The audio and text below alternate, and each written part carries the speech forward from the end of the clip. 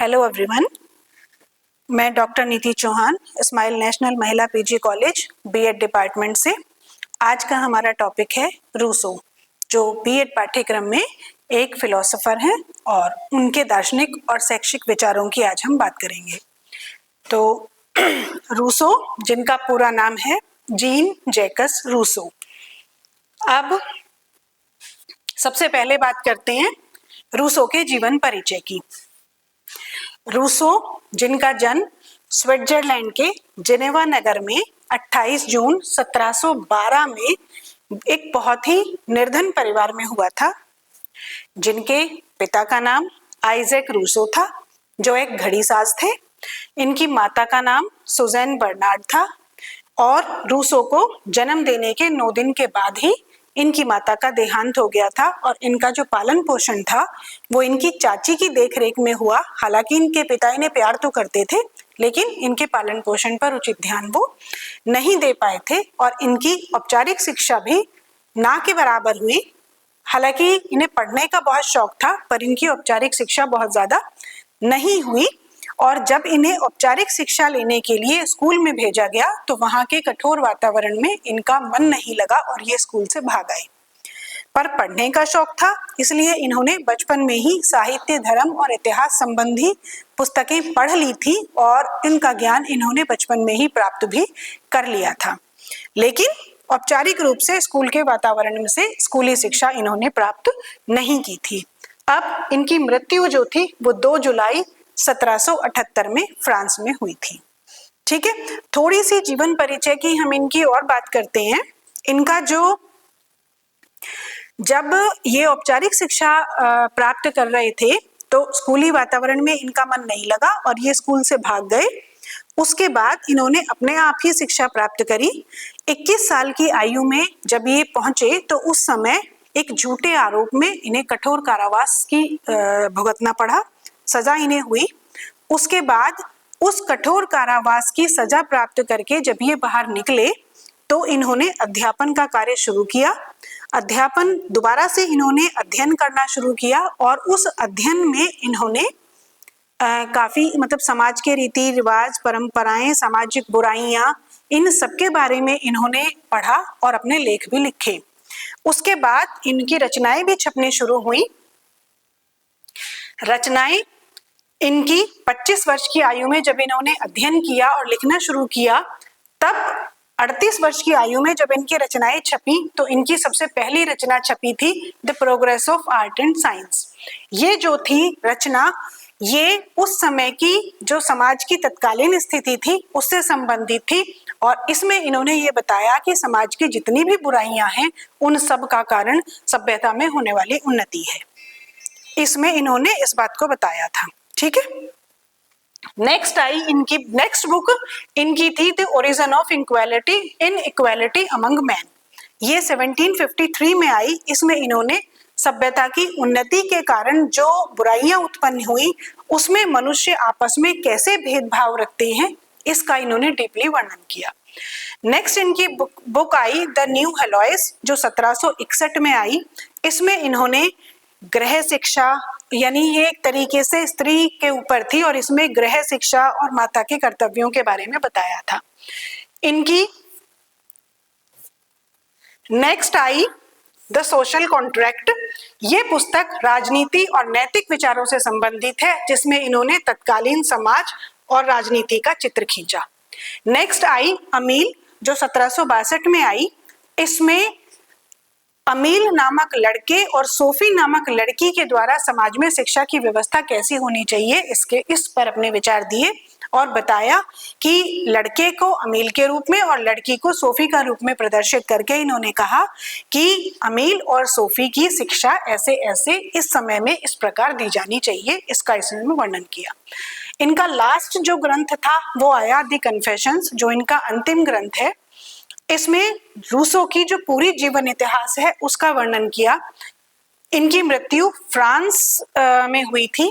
France में मृत्यु के पश्चात जब क्रांति आई तो उस क्रांति में जनता पर इनके विचारों का बहुत अधिक प्रभाव पड़ा और इतना गहरा प्रभाव पड़ा कि इनकी मृत्यु के काफी समय बाद 1793 में फ्रेंच वासी जो थे उन्होंने इनके शव को निकाला और निकालकर बहुत सम्मान से एक प्रसिद्ध कब्रिस्तान में दफन किया। इनकी जो विचार थे, विचारधारा, उनका वहां की जनता पर इतना प्रभाव पड़ा कि मृत्यु के बाद भी इन्हें सम्मान पूर्वक दफनाया गया। अब ये थे इनकी रचनाएं। अब बात करते हैं रूसो के दार्शनिक विचार। जैसा कि हम जानते हैं, किसी भी दार्शनिक या किसी भी दार्शनिक के दर्शन के जब हम विचारों की बात करते हैं तो विचार 3 टॉपिक्स में दिए जाते हैं: तत्व मीमांसा, ज्ञान मीमांसा और आचार मीमांसा। तो सबसे पहले हम बात करते हैं रूसो के तत्व मीमांसा। इनके अनुसार सृष्टि क्या है? इन्होंने बताया सृष्टिकर्ता ने प्रत्येक मनुष्य को अच्छा बनाया है, परंतु मनुष्य के हाथ में आते ही, यानी जब हम मनुष्य के हाथ में आता है, जन्म लेता है, तो वो मनुष्य के हाथ में आता है और मनुष्य के हाथ में आते ही वो बुरा बन जाता है। यही इनके दर्शन का मूल मंत्र है। ठीक है, इन्होंने यही बात बताई कि जब कोई भी मनुष्य, सृष्टिकर्ता ने बहुत अच्छा बनाया है, हर चीज बहुत अच्छी बनाई है, लेकिन जैसे ही वो उत्पत्ति के पश्चात या जन्म लेने के पश्चात मनुष्य के हाथ में आती है तो वो बुरी बन जाती है। यही इनके दर्शन का मूल मंत्र है, यही इनका एक आधार है। अर्थात जब इन्होंने बात कही कि सृष्टिकर्ता ने प्रत्येक मनुष्य को अच्छा बनाया है, इसका मतलब कोई सृष्टिकर्ता अर्थात ईश्वर है, तो हम ये कह सकते हैं कि ये आत्मा परमात्मा को मानते थे, क्योंकि इन्होंने कहा मनुष्य जन्म से शुद्ध है और राज्य की आवश्यकता भी ये स्वीकार करते थे, मानते थे कि मनुष्य को राज्य की जरूरत है और राज्य परम सत्ता है, ये मानते थे। तो इसका मतलब ये आत्मा परमात्मा को मानते थे, मनुष्य की आत्मा को जन्म से शुद्ध मानते थे, राज्य की आवश्यकता को भी स्वीकार करते थे। तो ये जो विचार हैं, ये विचार इनके आदर्शवादी हैं, परंतु ये उस समय की जो पादरी व्यवस्था थी, धर्म व्यवस्था, उसका विरोध करते थे और कहते थे कि मनुष्य को अपनी प्रकृति के अनुसार जीना चाहिए, क्योंकि मनुष्य जन्म से शुद्ध है, तो मनुष्य को अपनी उस शुद्ध प्रकृति के अनुसार जीना चाहिए। और ये जो विचार थे उनके, ये पूर्णतः प्रकृतिवादी थे। ठीक है, अर्थात इनके कुछ विचार आदर्शवादी, लेकिन उनके मनुष्य से संबंधित संपूर्ण विचार प्रकृतिवादी थे और ये एक प्रकृतिवादी दार्शनिक के रूप में ही प्रचलित हैं। ठीक है, नेक्स्ट बात करते हैं इनके ज्ञान मीमांसा की। ये कहते थे प्रकृति का ज्ञान ही सच्चा ज्ञान है। इन्होंने ज्ञान को 2 रूपों में बताया, पहला तो नैसर्गिक ज्ञान और दूसरा बताया मनुष्य की अपनी स्वयं की प्रकृति का ज्ञान। तो जो नैसर्गिक ज्ञान है उसके अंतर्गत इन्होंने जो बाह्य प्रकृति है, मनुष्य के आसपास की जो प्रकृति है, उस प्रकृति के ज्ञान को बताया, और जो है मनुष्य की जन्मजात प्रकृति, इन्होंने कहा मनुष्य जन्म लेता है तो अपने कुछ जन्मजात शक्तियों के साथ जन्म लेता है और उसकी अपनी स्वयं की एक प्रकृति होती है, और यही दोनों ज्ञान वो मनुष्य के लिए आवश्यक मानते थे। एक तो जहां वो रह रहा है उस नैसर्गिक प्रकृति का ज्ञान हो, दूसरा मनुष्य को अपनी स्वयं की प्रकृति का ज्ञान हो। ठीक, अब ज्ञान प्राप्त करने के साधन। ज्ञान प्राप्त करने के लिए उन्होंने 2 साधन बताए, पहली कर्मेंद्रियां और दूसरी ज्ञानेंद्रियां। कर्मेंद्रियों के माध्यम से कर्म करके और ज्ञानेंद्रियों के माध्यम से बालक स्वयं अनुभव करके ज्ञान प्राप्त करे। ठीक है, अर्थात ज्ञान प्राप्ति के साधन उन्होंने कर्मेंद्रियां और ज्ञानेंद्रियां बताई, और ज्ञान प्राप्ति की विधियां उन्होंने स्वयं करके सीखना और अनुभव से सीखने को बताया। ठीक है, नेक्स्ट आता है मूल्य और आचार मीमांसा। मनुष्य, उन्होंने बताया मनुष्य ईश्वर की सर्वश्रेष्ठ रचना है, उसकी स्वयं की जो प्रकृति होती है वो स्पष्ट, सरल, शुद्ध, प्रेम और सहयोग की होती है, और उसे अपनी प्रकृति के अनुसार ही आचरण करना चाहिए। ऐसा आचरण ही सच्चा आचरण मानते थे। समझ में आया? नेक्स्ट हम बात करते हैं आगे रूसो के शैक्षिक चिंतन की। रूसो के शैक्षिक चिंतन अर्थात शिक्षा के बारे में उन्होंने क्या विचार दिए। सबसे पहले शिक्षा उन्होंने बताई क्या, उन्होंने बताया शिक्षा एक ऐसी प्राकृतिक क्रिया है जिसमें बच्चे की जन्मजात शक्तियों का प्राकृतिक विकास होता है। उन्होंने बालक को ही शिक्षा का महत्वपूर्ण केंद्र माना, मुख्य केंद्र बालक को ही माना और ज्ञान देने के स्थान पर ज्ञान का विकास करने पर बल दिया। उन्होंने कहा शिक्षा ऐसी होनी चाहिए जो बालक को ज्ञान ना दे बल्कि उसके अंदर ज्ञान प्राप्त करने के साधनों या ज्ञान का विकास करने के साधनों को विकसित करे। शिक्षा ऐसी होनी चाहिए। उन्होंने ये बताया मनुष्य की जो अपनी खुद की प्रकृति होती है वो सरल, शुद्ध और सुखदायक प्रकृति होती है, जबकि बाह्य प्रकृति उस तरीके की नहीं होती है। वो स्वतंत्र रहना चाहता है, दूसरों के साथ प्रेम सहयोग से व्यवहार करना चाहता है और दूसरों के साथ सुख से रहना चाहता है। यही उसकी जन्मजात प्रकृति होती है और इसी जन्मजात प्रकृति में शिक्षा उसे लेनी चाहिए, क्योंकि शिक्षा भी एक प्राकृतिक प्रक्रिया ही है जिसमें बच्चे को अपनी उन्हीं जन्मजात शक्तियों का प्राकृतिक विकास करना चाहिए। ठीक है, इन्होंने शिक्षा के दो रूप बताए। पहला बताया सकारात्मक शिक्षा और दूसरा बताया नकारात्मक या निषेधात्मक शिक्षा। अब मैं एक बात बताऊं, निषेधात्मक शिक्षा का जो कॉन्सेप्ट है ये रूसो ने ही दिया था। अब बात करते हैं ये जो दो इन्होंने बताए सकारात्मक और नकारात्मक शिक्षा, ये है क्या। तो इन्होंने सकारात्मक शिक्षा किसको बताया और नकारात्मक शिक्षा किसको बताया। सकारात्मक शिक्षा इन्होंने वो शिक्षा बताई जो बालक के मस्तिष्क में प्रत्ययों या सिद्धांतों का ज्ञान देती है, जो सीधे बालक को प्रत्यय या सिद्धांतों का विकास कर देती है, अर्थात जो ज्ञान को सीधे बच्चे को देती है। ठीक है, नकारात्मक शिक्षा, क्योंकि मेन शिक्षा इन्होंने नकारात्मक शिक्षा की ही व्याख्या करी। अब नकारात्मक शिक्षा इन्होंने वो बताई जो किसी भी प्रकार का ज्ञान नहीं देती बल्कि ज्ञान देने के साधनों को पहले मजबूत करती है, ज्ञान प्राप्ति के साधनों को पहले मजबूत बनाती है और उचित अभ्यास और तर्क के द्वारा अपने उस बालक के अंदर तर्क निर्णय लेने की क्षमता या योग्यता को विकसित करती है। इसका अर्थ, नकारात्मक शिक्षा का अर्थ किसी भी प्रकार की नकारात्मकता या निष्क्रियता से नहीं है, बल्कि ये शिक्षा बालक को उस मार्ग की ओर ले जाती है, उस रास्ते की ओर प्रवृत्त करती है जो बालक को उस समय सत्य से परिचित कराती है या उस समय ज्ञान से परिचित कराती है जब बालक में उस ज्ञान को समझने की शक्ति विकसित हो जाती है। ठीक है, वे इसी शिक्षा को वास्तविक शिक्षा मानते थे कि बालक को, वो कहते थे बालक को पहले ज्ञान मत दो बल्कि उसके अंदर ज्ञान को समझने की योग्यता को विकसित करो, उसके अंदर उन अंगों का विकास करो जो पहले ज्ञान को प्राप्त करने के योग्य हो जाएं।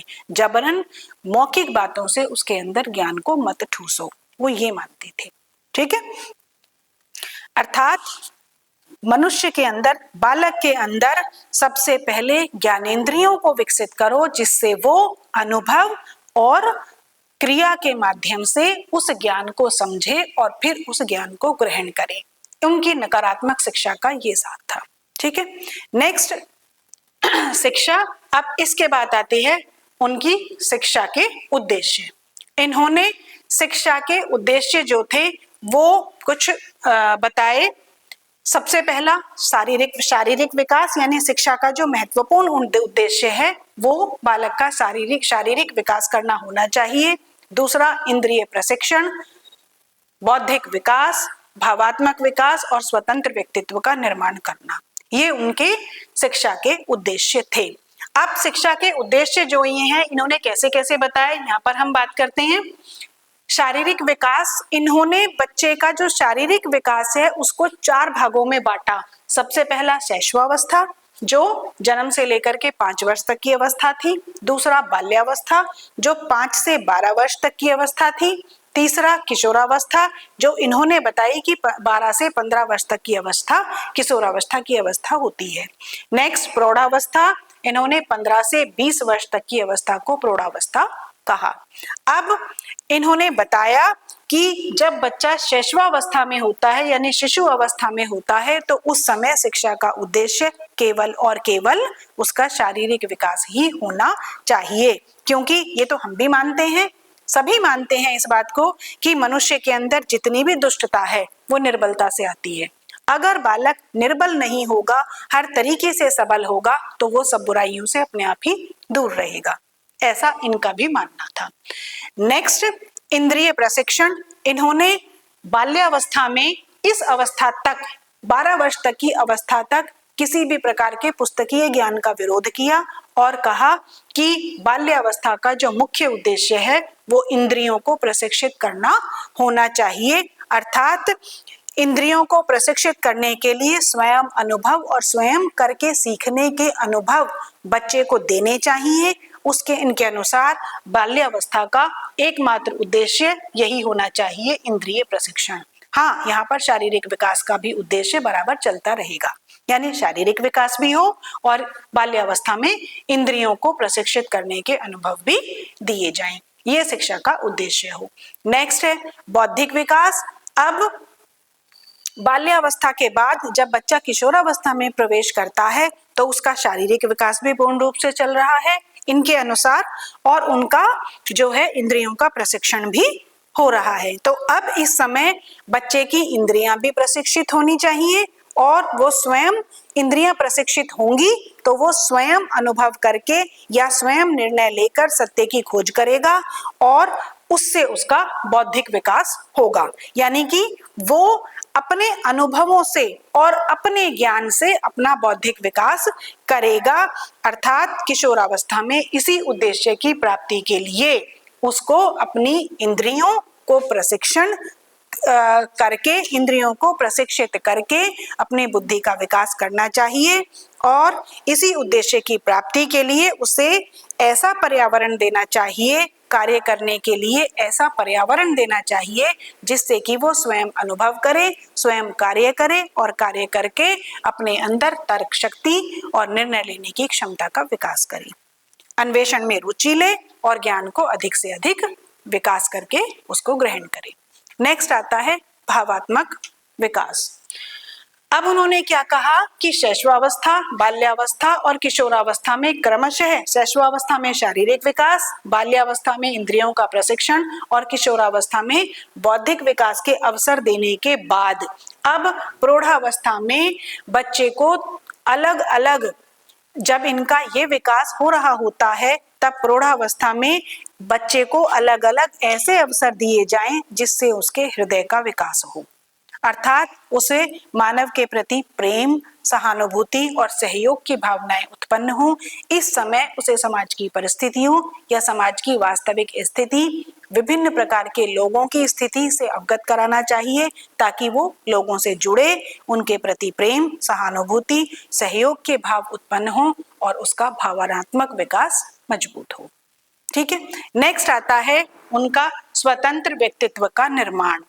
क्योंकि वो रूसो मानते थे, ये व्यष्टिवादी थे और मानते थे कि मनुष्य जन्म से स्वतंत्र पैदा होता है, प्रत्येक मनुष्य की अपनी स्वयं की स्वतंत्र प्रकृति होती है, वो स्वयं अपने समाज या अपना संचालन करने के लिए स्वतंत्र होता है और ये तभी संभव होगा जब वो शारीरिक रूप से हष्टपुष्ट हो, उसकी इंद्रियां प्रशिक्षित हो, बौद्धिक विकास उसका अच्छा हो और उसमें एक स्पष्ट भावनात्मक योग्यता विकसित हो।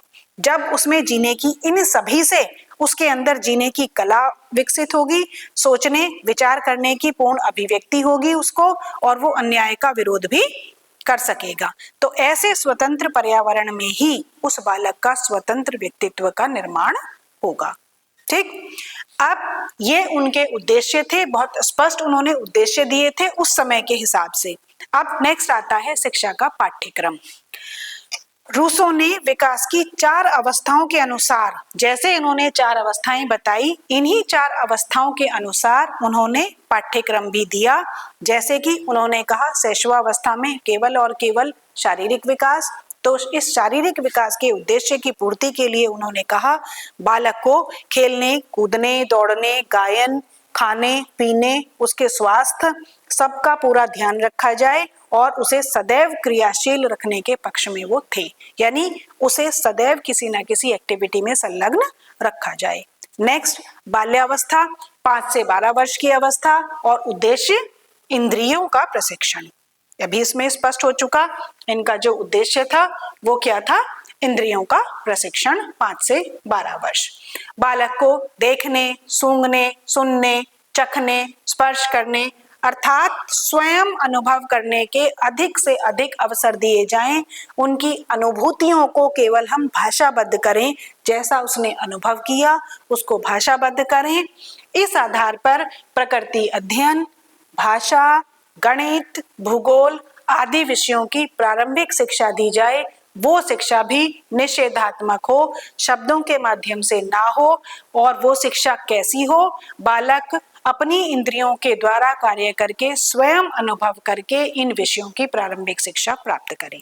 जब तक किसी भी शिक्षा को शब्दों के माध्यम से ना दिया जाए तब तक कि उसे क्रिया के माध्यम से देना असंभव ना हो। जब वो क्रिया के माध्यम से संभव ही ना हो सके तभी केवल उसको शब्दों के माध्यम से शिक्षा दी जाए, अन्यथा इस लेवल तक बालक को स्वयं अनुभव करके सीखने के ही अवसर दिए जाएं। नेक्स्ट, किशोरावस्था। इस अवस्था में उन्होंने बताया बालक की शारीरिक और मानसिक शक्तियों का विकास होता है और वो अपने कार्यों का मूल्यांकन करना सीख जाता है, अर्थात उसका बौद्धिक विकास उसका बौद्धिक विकास होता है। इस समय वो नई खोज, कार्यों के प्रति जिज्ञासा उत्पन्न होती है और प्राकृतिक विज्ञान, भाषा, संगीत और जीवन व्यवसाय संबंधी उसकी शिक्षा निश्चित की जाती है। इस समय में उसको पुस्तकीय शिक्षा दी जा सकती है। नेक्स्ट आया युवा अवस्था। इस समय उसको पूरी शिक्षा, निश्चयात्मक शिक्षा अर्थात पुस्तकीय ज्ञान की शिक्षा दी जाए, क्योंकि इस समय उसके अंदर सभी प्रकार का विकास, बौद्धिक, भावनात्मक और उसकी इंद्रियां और शारीरिक सभी प्रकार का विकास हो चुका होता है। इस समय उसे पुस्तकीय ज्ञान के माध्यम से निश्चयात्मक शिक्षा दी जाए, नीति धर्म से परिचित कराया जाए, सामाजिक जीवन को जानने के लिए धनी, निर्धन, मरीजों, कैदियों, बच्चों और उनके रहन सहन सब की स्थिति और को से परिचित कराया जाए, सबको दिखाया जाए ताकि उसके संवेग स्थिर हों। अब हम बात करते हैं स्त्री शिक्षा की। देखो, स्त्री शिक्षा के बारे में जब हम बात करते हैं तो स्त्री शिक्षा के बारे में उनके विचार बहुत स्पष्ट नहीं थे, अर्थात हम कह सकते हैं कि वो स्त्रियों को शिक्षा देने के पक्ष में बहुत ज्यादा नहीं थे। उनके अनुसार स्त्रियां कोमल होती हैं और उच्च शिक्षा प्राप्त करके वो कठोर हो जाती हैं, इसलिए उन्हें उच्च शिक्षा नहीं दी जानी चाहिए। वो स्त्री को स्वतंत्र व्यक्तित्व के रूप में ही वास्तव में स्वीकार ही नहीं करते थे। वो कहते थे स्त्री जो है वो पुरुष की पूरक होती है और उसको उसी प्रकार की शिक्षा दी जाए जिससे कि वो पुरुष के कार्यों में सहायक सिद्ध हो या पुरुष के लिए उपयोगी सिद्ध हो सके। इसका वर्णन उन्होंने अमील नामक ग्रंथ में, आपने उनकी रचनाएं जब सुनी होंगी तो अमील नामक ग्रंथ में एक सोफी नामक काल्पनिक लड़की के माध्यम से उन्होंने इसका वर्णन किया कि किस प्रकार से अमील को उपयोगी या अमील के लिए उपयोगी सिद्ध होने के लिए किस प्रकार से सोफी को शिक्षित किया जाए जिससे कि वो अमील को अधिक से अधिक सुख दे सके, उसमें उन्होंने बताया है। उन्होंने कहा शारीरिक रूप से उसे हष्टपुष्ट होना चाहिए जिससे कि वो अपने उसको ज्यादा सुख दे सके। उसके बाद उन्होंने कहा उसे घर के काम में निपुण होना चाहिए, सीना, काढ़ना, पिरोना, गृहस्थी के कार्य, नाचना, गाना, ललित कलाओं का उसको ज्ञान होना चाहिए और जिससे वो माता और पत्नी सभी के कर्तव्यों को पूरी तरीके से निभा सके। उन्होंने कहा कि किसी भी लड़की को जो है वो धर्म और नैतिकता की शिक्षा दी जानी चाहिए। अब बात हम करते हैं उनकी शिक्षण विधियों की। तो शिक्षण विधियों में उन्होंने उस समय जो प्रचलित शिक्षण विधियां थी उनका विरोध किया। पुस्तकीय शिक्षा और रटने की अपेक्षा प्रत्यक्ष अनुभवों और क्रिया के द्वारा सीखने को ही महत्व दिया और उन्होंने कहा कि अगर पढ़ना है तो एक पुस्तक पढ़ने पर उन्होंने कहा रॉबिन्सन क्रूसो। मनोशारीरिक प्राणी मनुष्य को मानते थे और कहते थे कर्मेंद्रियों के माध्यम से और ज्ञानेंद्रियों के माध्यम से शिक्षा दी जाए। और शिक्षण विधियों में निम्न सिद्धांत उन्होंने दिए। सबसे पहले प्रकृति की ओर लौटो, यानी प्रकृति से संबंधित रहो और प्राकृतिक वातावरण में शिक्षा प्राप्त करो। स्वयं करके सीखो, ज्ञानेंद्रियों के द्वारा शिक्षा, शिक्षा में बालक को स्वतंत्रता देना, बालक की रुचि, योग्यता और आवश्यकता अनुसार शिक्षा। इन शिक्षण विधियों की वो बात करते थे और कहते थे कि ये हम इस पर चर्चा कर चुके। स्वयं करके सीखने, ज्ञानेंद्रियों के द्वारा शिक्षा, शिक्षा में स्वतंत्रता, क्योंकि ये मानते थे बालक स्वयं अपनी प्रकृति के अनुसार, उसकी अलग प्रकृति होती है, तो उसकी प्रकृति के अनुसार उसको शिक्षित करने के लिए बालक को उसके वातावरण में स्वतंत्रता देना चाहिए, जिससे कि वो अपनी रुचि, योग्यता और आवश्यकता अनुसार शिक्षा प्राप्त कर सके। अब शिक्षक, उन्होंने शिक्षक को कैसा माना? उन्होंने उस समय जो शिक्षक था उसको दोषपूर्ण बताया और कहा कि बालक की शिक्षा में शिक्षक को अनुदेशक नहीं बल्कि पथ प्रदर्शक होना चाहिए, क्योंकि शिक्षा में प्रमुख केंद्र बालक ही होता है। उन्होंने कहा शिक्षक को एक अधिकारी, एक निर्देशक की बजाय ऐसा ना हो करके बल्कि उसका एक पथ प्रदर्शक हो, वो अनुदेशन ना दे बल्कि बच्चे के विकास के लिए एक ऐसा आवश्यक पर्यावरण तैयार करे जिसमें उसे उपदेश ना देना पड़े, बल्कि बालक को स्वयं कार्य करके सीखने के, देखने के और निर्णय लेने के अधिक से अधिक अवसर मिल सके।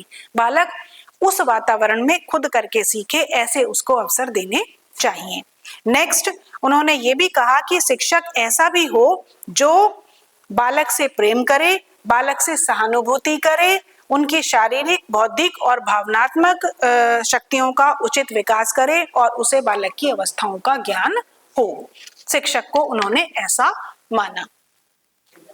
ठीक है, नेक्स्ट देखते हैं हम बालक कैसा हो। उन्होंने कहा, जैसा कि पहले भी बताया कि बालक जो थे, बालक की अपनी स्वतंत्र व्यक्तित्व होता है, यानी रूसो व्यष्टिवादी थे और वो मानते थे कि बालक की अपनी व्यष्टिक प्रकृति होती है और वो उसी व्यष्टिक प्रकृति को विकसित करने के लिए बालक को स्वतंत्रता देने के पक्ष में थे, जिसमें रहकर बालक अपनी जन्मजात शक्तियों के आधार पर ही विकास कर सके।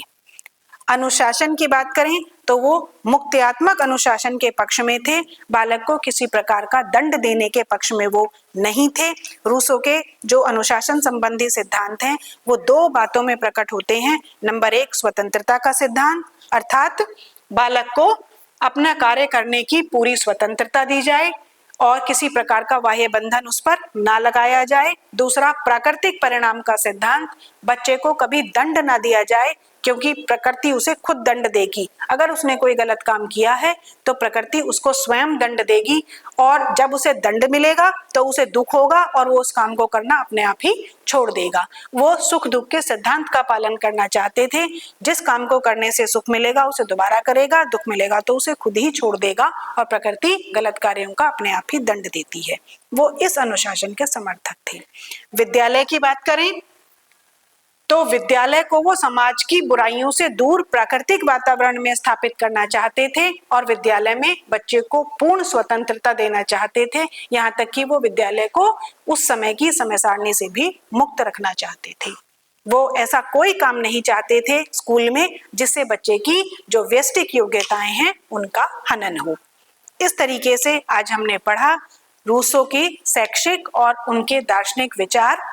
इसके साथ ही ये टॉपिक यहीं खत्म होता है। हम आगे फिर मिलेंगे किसी और टॉपिक के साथ। तब तक के लिए धन्यवाद।